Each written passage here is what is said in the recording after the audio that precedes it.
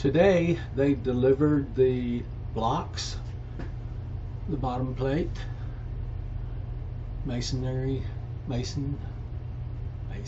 concrete, some waterproof coating for below ground block, sand, and they also put in the leaching field for the septic tank today.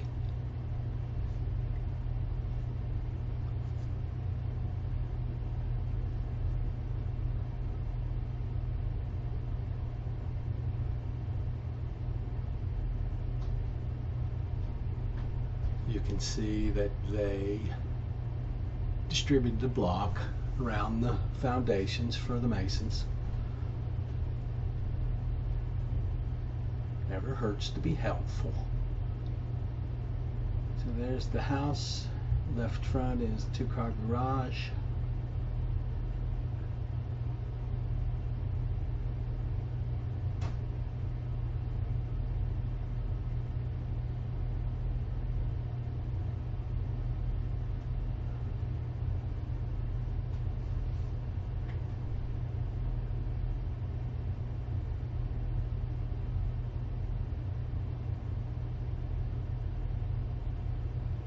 Those three piers out back, I imagine, are for a deck or back porch.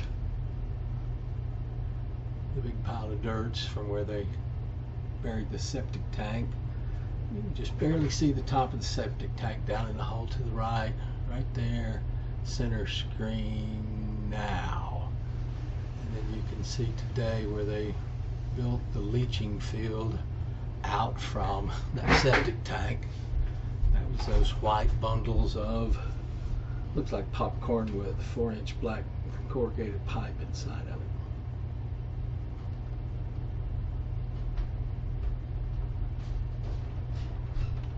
So, I guess this is one of the reasons that they didn't put the portable toilet back in this corner of the field.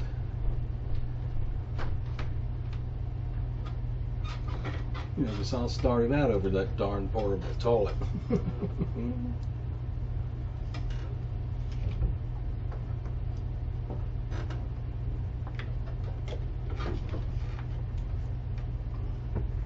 I had to fly 2 flights tonight.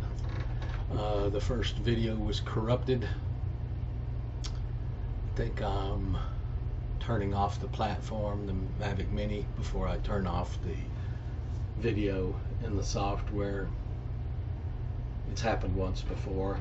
I'm going to play with it one day and make sure that's the problem.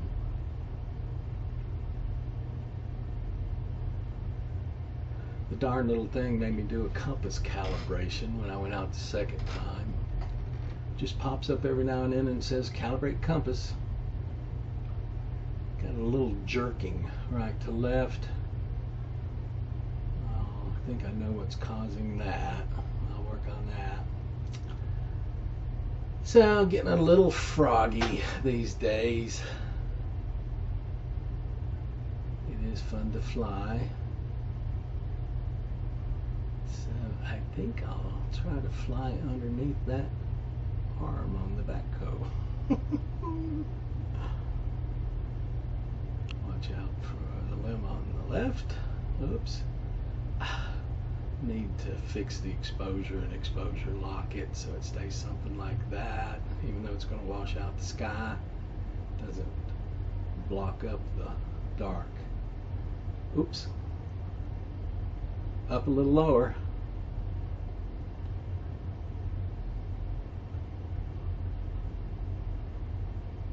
To the right. Ah! Hey, how about that?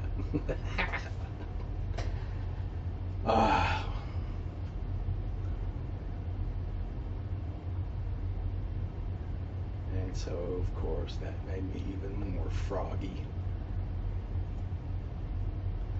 I think what's going on with that jerking is the gimbal on the front is trying to keep it centered right to left, and when it rotates, it hits the stop on one side, jerks back to the left and then stops, tries to hold it there till it hits the stop. I'm going to have to work with that on the platform. There are some adjustments in the software for how that gimbal functions.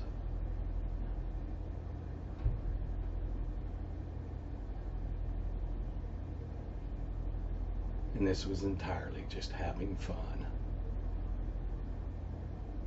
I guess right here where I fly behind this and out of visual line of sight, I'm breaking the FAA rules and the AMA rules. One of the guys I follow in New Zealand has the equivalent of their FAA on his butt right now for exactly that. He was flying in a park,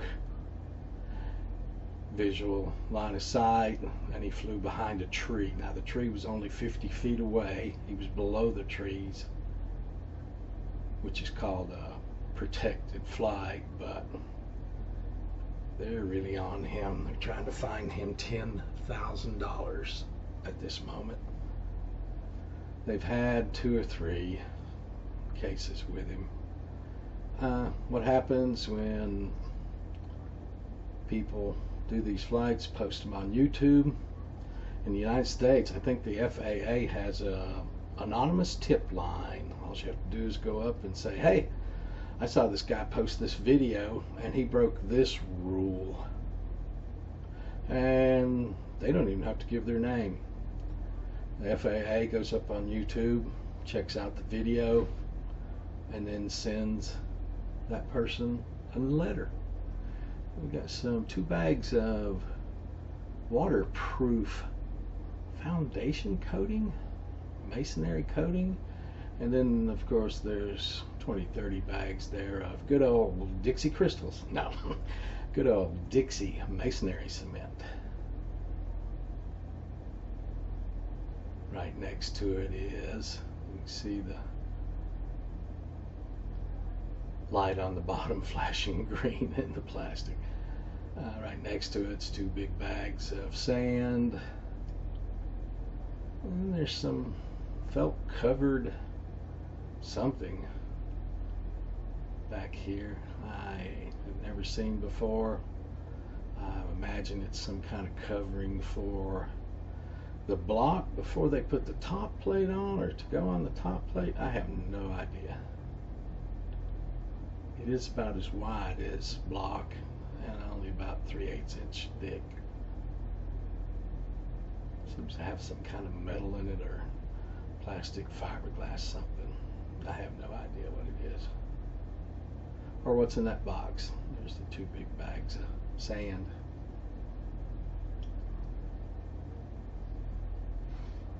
So that's today's construction. Let's see if I can actually land on the landing pad. The motors in the Mavic Mini are so small that you can't let any dust, dirt, pieces of debris like leaf bits, pieces of grass bits, whatever, if they get in the motors, you're pretty much going to decrease the lifetime of the platform. As it is, people are saying you only get 50 flights out of this thing before the motors start failing due to some of that stuff. So having a landing pad like this for takeoffs and landings is a boon to try to get maybe 75 flights or more out of the platform before it needs to be fixed, replaced, whatever. But it doesn't hurt to use one of these.